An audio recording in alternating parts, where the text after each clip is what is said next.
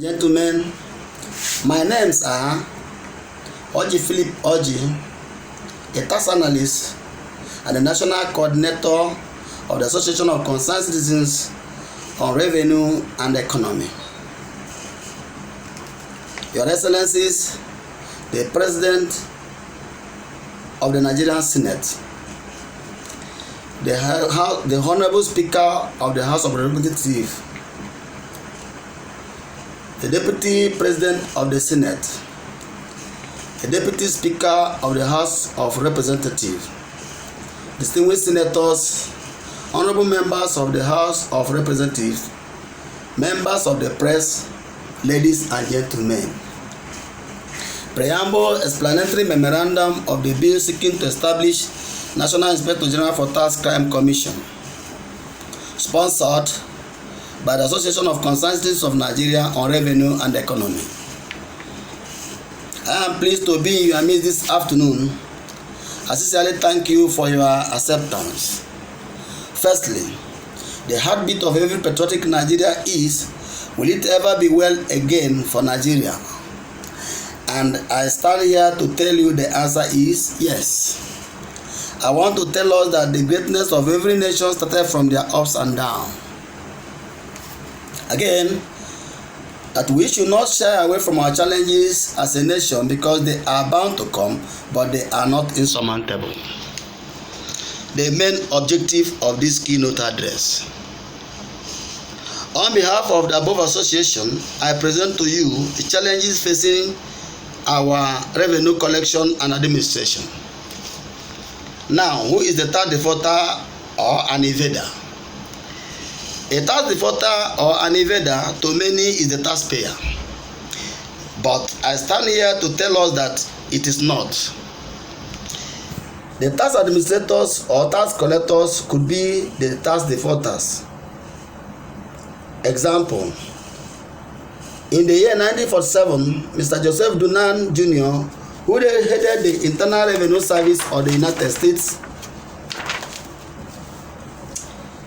from 1944 to 1947, was sentenced to 5 years jail term for diversion of $150,000 tax fund.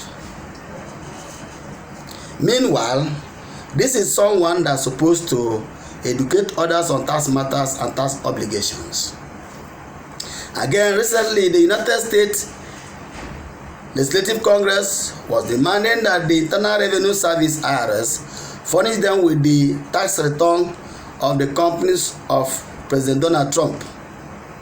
So, distinguished senators and honorable members, you can see with me that the tax defaulting issue knows no boundary. Again, some time ago, the Canadian citizens refused to partake in the whistleblowing program of the Canada Revenue Agency (CRA), saying that they will not report any of their fellow citizens to the CRA while their president is conniving with his political associate and his rich friends to evade tax. I stand here to tell you that generally in the world, that tax evasion and tax avoidance mainly belong to the wealthy class, because the greater percentage of tax of low-income earners pays their proper taxes and even more. Distinguished senators and honorable members, I want to bring to your notice with due respect that the Nigerian National Assembly is here to take taxation matter seriously. Since the inception of democracy from 1999 to date, yet taxation is the heartbeat of every developing and developed country. What is the way forward? A.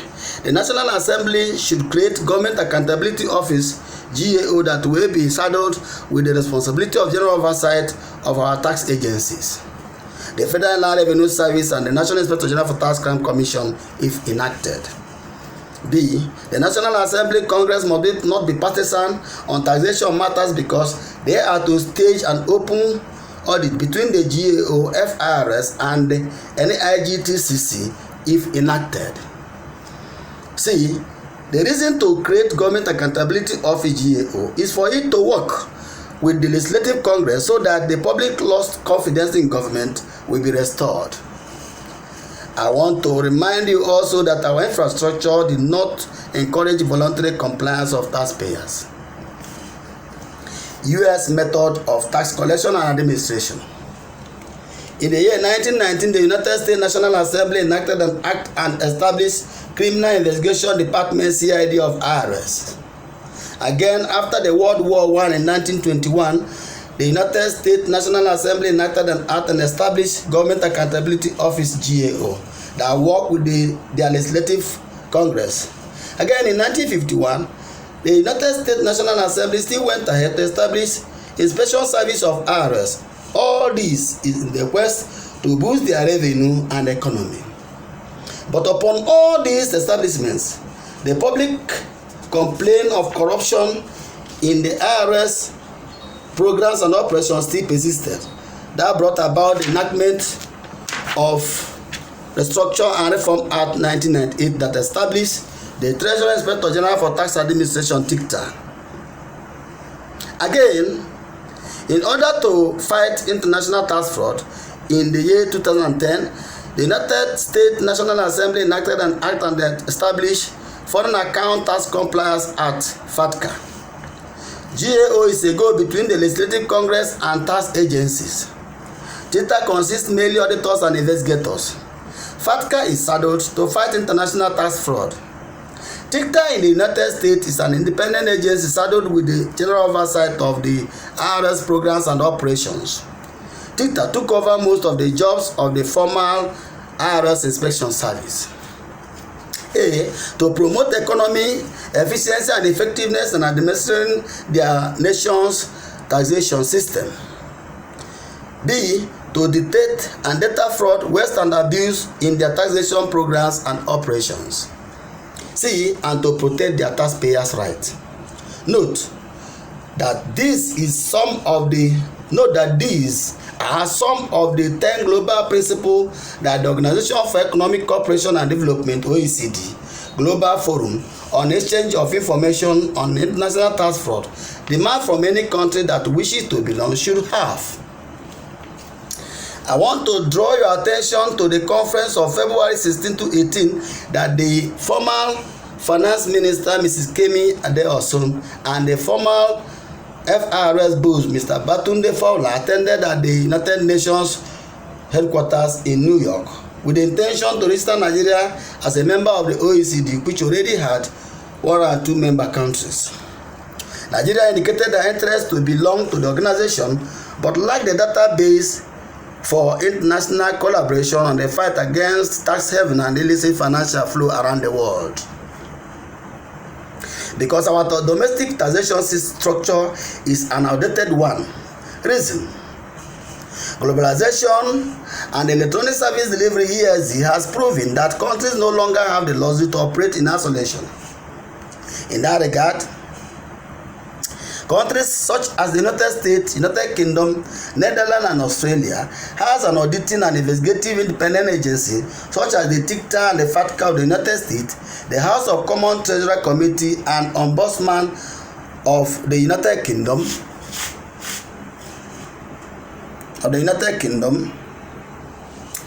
and the Inspector General of Taxation (IGT) and Ombudsman of Australia. The Minister and the Federal Inland Revenue Service boards are not the right persons to have attended that conference. It should have been the National Inspector General for Tax Crime Commission personnel if it has been enacted.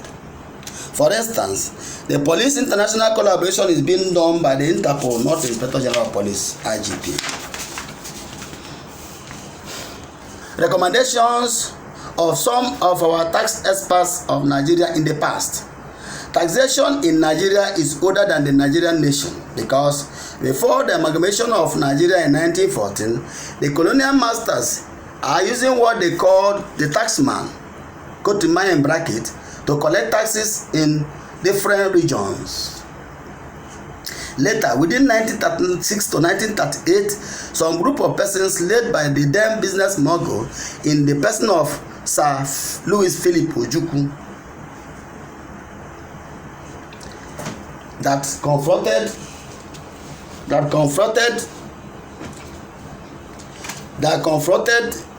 the excuse me.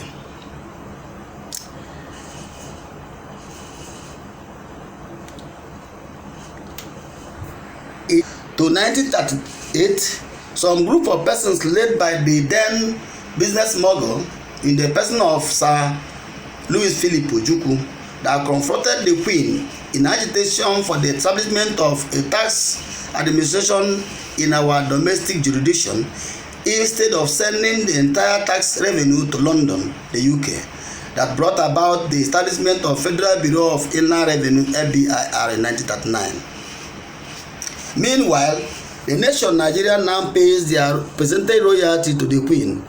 It is a big applause to these our past heroes that fought for the financial freedom before our independence.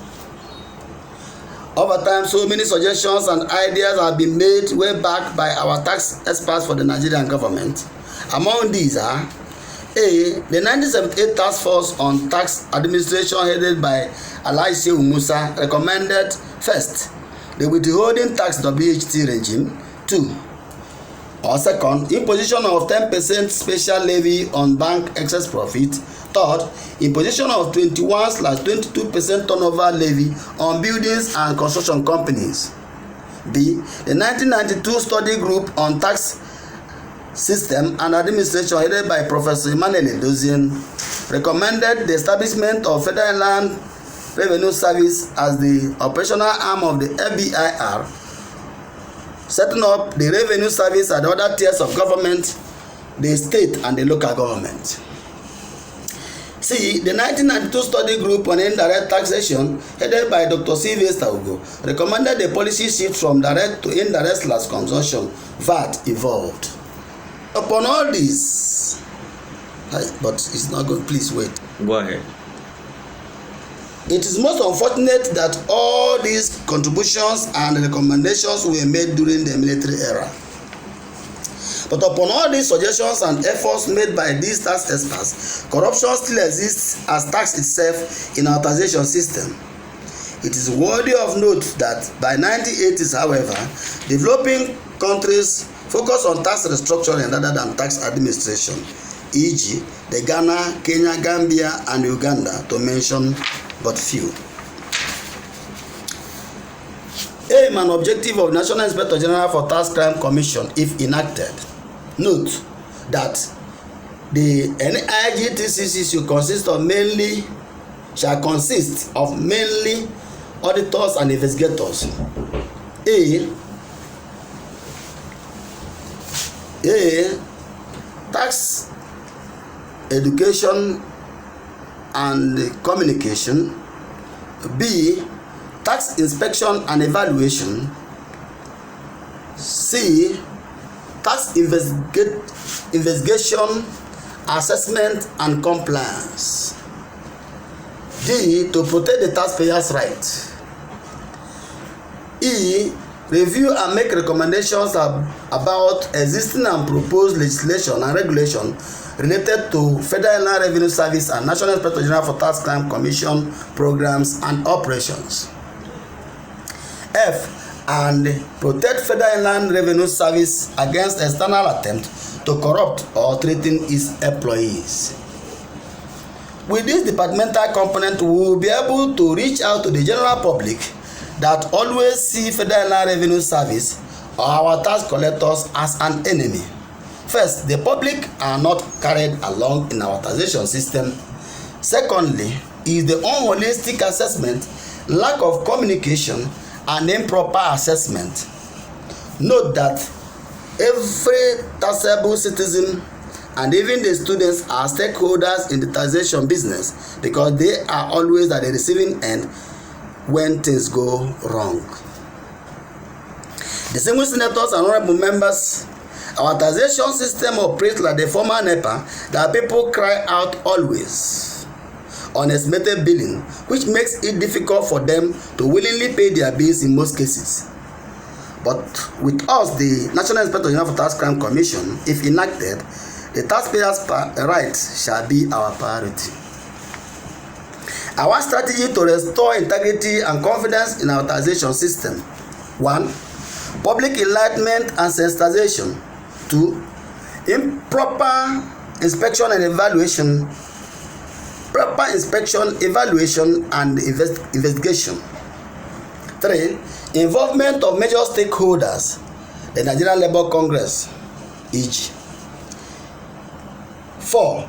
And the constant auditing and to ensure compliance. With this strategy, we will be able to checkmate those who underpay or overpay and those who do not pay at all. First, or reason to establish National Inspector General for Tax Crime Commission. This report is from the Channel Television reporter on the 10th of April 2018 that the former FRS boss, Mr. Batunde Fowler, said that his agency needed a helping hand in fighting tax evaders when he visited the Economic and Financial Crime Office in the head office in Abuja. He said, and I quote, "When tax defaulters are reported and invited to your office EFCC, we see result. We don't know how you do it, but we are seeing result and people are complying." Fowler believed that federal revenue alone cannot curtail the activities of the tax evaders without the collaboration of other national and international agencies such as the EFCC. He further stressed the need to strengthen the existing collaboration and synergy between the two agencies, noting that his organization will explore every other means backed by the law to ensure that taxes are paid and not diverted. The Federal Revenue Service boss again said in October 2018 at the International Trade Fair at the Staveva Balewa Square in Lagos that the Federal Revenue Service generated 4.3 trillion naira as tax revenue between January and October 2018. He further said that the agency realized that this performance would have not been possible if not for the present administration, e.g. the TSA. He further stated that the agency FRS focused its attention on businesses with turnover with over $1 billion naira in annual turnover without any record of commensurate payment of tax obligations to boost its revenue performance. He noted about 6,000 of such companies have been identified and contacted by the service leveraging on various data sources. According to him, we encourage business communities and all well-meaning citizens to continue to partner with us to ensure that defaulters are addressed and face the consequence. Note that these statements are directly made by the Federal Revenue Service boss, Mr. Batunde Fowler, retired. But he was silent on the irregularities, weak assessment, and inefficiency that is going on in our taxation programs and operations. Distinguished senators and honorable members, it is against this backdrop that we come to the conclusion that the Federal Revenue Service is already overwhelmed and or incapacitated to tackle the menace that is threatening our taxation programs and operations alone. Meanwhile, the military approach is not an option, neither the establishment of an auxiliary board of auditors. The auxiliary board of auditors will end up being a political appointment which is bound to be compromised, and the military approach will simply launch an attack as a task force and leave. Tax administration in developed countries is monitored on a daily basis by an independent agency such as the TICTA of the United States of America that we are agitating for its establishment here in Nigeria, the National Inspector General for Tax Crime Commission, because the attack on taxation system is a constant one on daily basis. Taxation should be the heartbeat and the first priority of every country, including Nigeria. A Nigerian continuous dependence on oil revenue is wrong because the so-called oil benchmark budget is always fluctuating, thereby making us depend on foreign aids, which is wrong. Nigerian tax structure and administration, if well managed, is 10 times better than foreign aids. Meanwhile, if state of emergency is declared on our taxation system, it will not be out of place. Distinguished senators and honorable members, permit me to brand this bill of an act to establish National Inspector General for Tax Crime Commission as Federal Inland Revenue Service Restructure and Reform Act RRA 2019. Even though the Federal Inland Revenue Service that ought to have Internal Inspection Service or Criminal Investigation Department CID like the United States of America all these years, that the National Assembly did not act on the provision made to create them. If the United States that has a very strong auditing, investigating and inspecting department all these years are conscious enough to create an agency such as TICTA, then Nigeria should be more conscious, because our internal auditing department in the Federal Inland Revenue Service is weak and outdated method of taxation. Let's have a look at our first two law enforcement agencies, the Nigerian Police Force (NPF) and the Nigerian Custom Service. It is worthy of note that in the beginning we have the Nigerian Custom Service, but today we have the National Drug Law Enforcement Agency (NDLEA) and the National Agency for Food and Drug Administration and Control (NAFDAC). But it was the Nigerian Custom Service that does these jobs before. Again, we have the Nigerian Police Force in the beginning, and later the Interpol, the DSS, the EFCC, the FRSC, and the NSCDC, etc. All these agencies were under the police control before, but you and I know that we have made tremendous progresses by creating these agencies. The question is, why did Nigeria leave their tax collection and administration solely in the hand of the Federal Inland Revenue Service? Note, it has been observed that the index of the total capture database or tax net of our revenue collection is about 45%. In this 45%, corruption took 20%, while the Nigerian government was left with a balance of 25%. Meanwhile, the West and abuse have 55%. No wonder the chairman of Organization for Economic Cooperation and Development said, and I quote, that it is the political will of a country to do things right in their taxation programs and operations.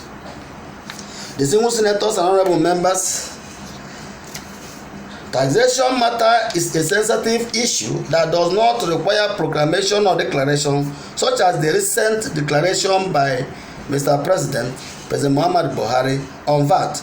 But to an extent, Mr. President was forced to make that declaration because the legislators who are supposed to step up on the legislative methodology that is globally accepted in taxation matters was a bit slow to make such a move. Be it as it may, I am happy that Mr. President made a right decision by formally presenting a bill that was submitted to the National Assembly, in that regard, the financial bill. Reference to the observation made in some countries. Observations show that countries desperate for revenue launch frantic effort to raise revenue without hurting political powerful interests or without providing the time, resources, and the consistent long-term political support needed for effective tax administration will suffer benefit. This reluctance to collect taxes efficiently and effectively without fear or favor is understandable in those countries such as Nigeria that has fragile political foundation. But no magic way exists to obtain a viable long-term tax system without major changes in tax administration and often in tax policy also. If the political will exists, the blueprint for effective tax administration is relatively straightforward. The tax administration must be given an appropriate institutional form, which may mean a separate revenue authority just like the one I'm talking about. It must be adequately staffed with officials. It should be properly organized, which generally means an organizational structure based on the function rather than on a tax by tax basis. Computerization and the appropriate use of modern information technology is important. But technology alone is not sufficient, and these improvements must be carefully integrated into the tax administration. Economic growth is often encouraged by and results in closer involvement with the international economy. That is to say that the globalization required a well-structured tax administration, e.g., the collaboration of Federal Inland Revenue Service and the National Inspector General for Tax Crime Commission, if enacted. All these problems are potentially greatly exacerbated by the political economic context within which taxation must be designed and implemented. Taxation is not simply a means of financing government, but one of the most viable parts of the social contract underlying the state. Why do citizens comply with tax laws? At least to some extent. One key reason is because they accept the state as legitimate and credible, and are thus both to some extent willing to support it and to some extent afraid of what will happen to them if they don't. Unless states are accepted as legitimate in this sense, they will not be capable of securing sufficient resources to govern or to develop. In this context, the success of a tax reform clearly depends upon the way in which different political groups perceive the reform and how they react to their perception. To an important extent then, tax reform and exercise in political legitimating, those who will have to pay more must be convinced that they will, so to speak, get something worthwhile for their money. Those who will not pay more must also get behind a reform if it is to support it, or at least not actively oppose it. Some see the inevitable political processes underlying reform as status, in the sense that the state can be viewed as an institution in its own right that seeks to maintain and increase its capacity, including its capacity to collect taxes. Others see the acceptance of increased tax burden as inextricably entwined with the expansion of a more democratic polity and more inclusive society. For citizens to pay more, they must get more of what they want, and the public finance must be both transparent and accountable. Earmarking revenue to favor objectives, for example, a practice usually disliked by budgetary and public finance experts, may prove an essential ingredient of a successful tax reform from this perspective. Note that the institution available to checkmate corruption in Nigeria is EFCC and ICPC, which have no staff with the requisite tax background and skill to appreciate the taxpayers' problem and attend to it in most efficient manner. In that regard, they should not be used by the Federal Inland Revenue Service to intimidate the taxpayers, just like the former Federal Inland Revenue Service boss used the EFCC in its own time. And now, the present administrator or the chairman of the Federal Inland Revenue Service, Mr. Name, is using the ICPC. That is wrong. The establishment of National Inspector General for Tax Crime Commission will bridge the gap between the taxpayers and the Federal Inland Revenue Service. Also, it will make the taxpayers have confidence and equally make them comply voluntarily. Can you rest, John?